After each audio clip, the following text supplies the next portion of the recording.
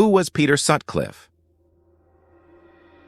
British serial killer Peter Sutcliffe, known as the Yorkshire Ripper, killed at least 13 women and brutally assaulted 7 others between 1975 and 1980.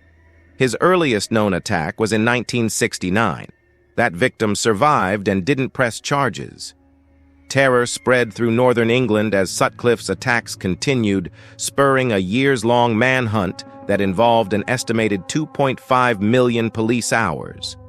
The investigation was riddled with problems, including disrespect for Sutcliffe's victims, who were sex workers, and a hoax that misdirected police. Sutcliffe was finally arrested and convicted in 1981.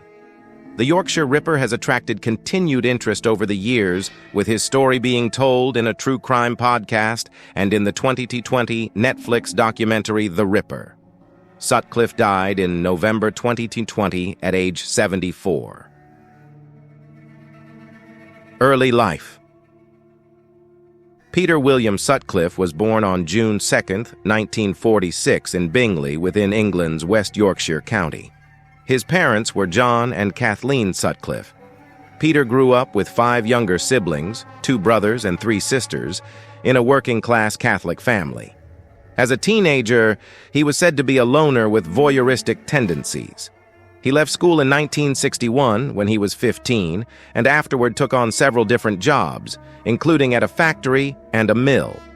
He became a grave digger in 1964, which led to a part-time job at a local morgue. He bragged to friends about robbing bodies at the morgue. In 1976, Sutcliffe found a job as a truck driver. He became a trusted employee and remained in the position during his killing spree. Victims. Beginning in the late 1960s, Sutcliffe was responsible for targeting at least 21 victims, 13 of whom he killed. 8 people survived his gruesome attacks with lasting trauma and severe injuries. He exclusively sought out women, usually sex workers, in Yorkshire and Manchester. Sutcliffe often battered his victims with a hammer, as well as stabbed and mutilated them with a knife or sharpened screwdriver. The bulk of his crimes occurred between 1975 and 1980. However, authorities have said Sutcliffe could be responsible for additional crimes and have investigated whether he is connected to unsolved cases. Sutcliffe committed his first known attack in 1969. He used a sock with a stone in it to strike a woman. She survived but declined to press charges. Several years passed before he acted again. The first woman Sutcliffe is known to have killed was 28-year-old Wilma McCann. She was a sex worker who he murdered in October 1975, and Sutcliffe later confessed to the police. After that first time, I developed and played up a hatred for prostitutes in order to justify within myself a reason why I had attacked and killed Wilma McCann. He killed another sex worker, 42-year-old Emily Jackson, in January 1976.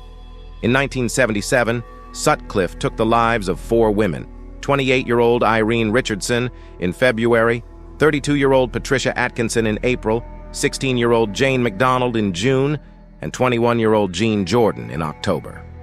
Unlike his previous victims, McDonald hadn't engaged in sex work. This change in victim profile resulted in national press attention, and soon the media was using the name the Yorkshire Ripper to describe the killer. His 3 victims in 1978 were sex workers Yvonne Pearson, Helen Ritka, and Vera Millward. Sutcliffe killed Pearson, 22, and Ritka, 18, in separate attacks that January. He murdered Millward, 40, in May. Sutcliffe waited nearly a year to claim his next victim. In April 1979, he killed Josephine Whitaker, a 19-year-old bank clerk. According to one police detective, mass hysteria ensued because more women felt threatened. Whitaker, who'd been killed while walking home, was seen as a respectable woman. Fears also heightened following the death of 20-year-old student Barbara Leach in September 1979. Sutcliffe committed his 12th and 13th murders in 1980. He killed civil servant Marguerite Walls, 47, in August, and a 20-year-old student named Jacqueline Hill in November. After his capture, a 1982 government inquiry noted, "We feel it is highly improbable that the crimes in respect of which Sutcliffe has been charged and convicted are the only ones attributable to him." A decade later, he reportedly confessed to striking a 14-year-old girl with a hammer in August 1975. In 2017, police admitted they were reviewing unsolved cases for ties to Sutcliffe. However, no additional charges were ever filed against him. Problematic investigation and eventual arrest. Sutcliffe himself said at his trial, "It was just a miracle they did not apprehend me earlier. They had all the facts." But multiple investigatory missteps kept police from capturing the Yorkshire Ripper. One issue with the investigation was the sheer quantity of information. So many index cards were used that the rooms holding these cards needed reinforced floors, and at the time, there were no computers to process the facts contained on the cards. Investigators missed other opportunities to stop the serial killer. Police interviewed Sutcliffe 9 times prior to his arrest. In one encounter, no one spotted that he was wearing a pair of boots that matched a print left at the scene of one of his crimes. Nor did authorities follow up after a friend sent the police an anonymous letter denouncing Sutcliffe. When they traced a 5-pound banknote discovered on one victim to Sutcliffe's employer, police accepted Sutcliffe's alibi that he had been at a party. In 1979, police fell for a hoax tape and letters purportedly from the Yorkshire Ripper, a mistake that had deadly consequences. Sutcliffe had a Yorkshire accent, but the accent on the hoax recording led authorities to search for suspects outside of Yorkshire. Police bought into the hoax, even as some survivors informed authorities that their assailant had spoken with a Yorkshire accent. Sutcliffe killed 3 additional victims between the hoax tape investigatory detour and his arrest. Police also dismissed some victims who didn't fit into their prostitute killer profile.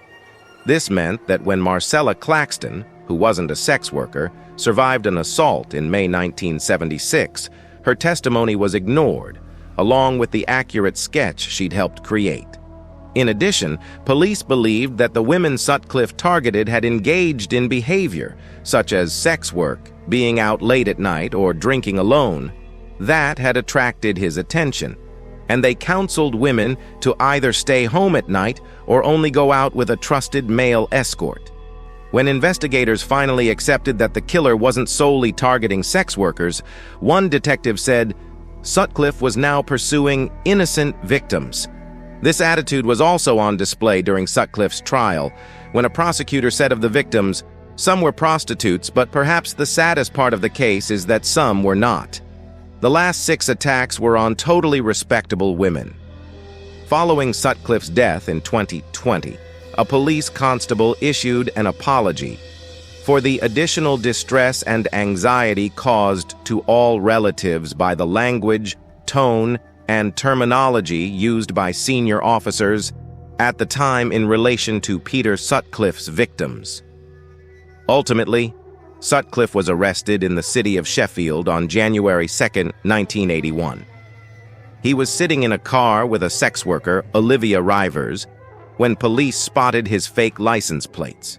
After he was taken into custody, police discovered screwdrivers in Sutcliffe's car, which resulted in a search that uncovered a hammer and knife he stashed near the scene of his arrest. He'd gotten a private moment to do so by telling officers he needed to relieve himself. During his interrogation, Sutcliffe confessed to the crimes, saying, "It's all right, I know what you're leading up to. The Yorkshire Ripper. It's me. I killed all those women." Trial and sentence. Sutcliffe's trial began on May 4, 1981. Although he'd confessed to being the Yorkshire Ripper after his January arrest, he pleaded guilty to manslaughter in court and not guilty to murder, claiming diminished responsibility, akin to a plea of temporary insanity in the United States. Sutcliffe shared that he'd killed sex workers due to his belief that he was on a divine mission.